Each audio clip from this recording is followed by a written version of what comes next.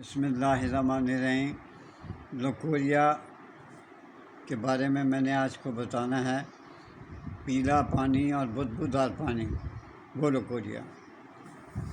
منہ نہار آپ نے کھانا ہے صبح شام، ایک ماشا شربت نیلوفر کے ساتھ۔ اگر نہ ملے شربت نیلوفر تو پھر آپ شربت انجبار کے ساتھ یہ پوڑیا کھا سکتے ہیں۔ باقی نسخہ بتانے سے پہلے آپ ریکویسٹ کرتا ہوں کہ میرے چینل کو سبسکرائب کر دیں، لائک کر دیں اور شیئر کر دیں۔ ساتھ آئیکن کے بٹن کو پریس کر دیں تاکہ میری آنے والی ویڈیوز جو ہیں وہ آپ تک آٹومیٹیکلی پہنچ جائیں۔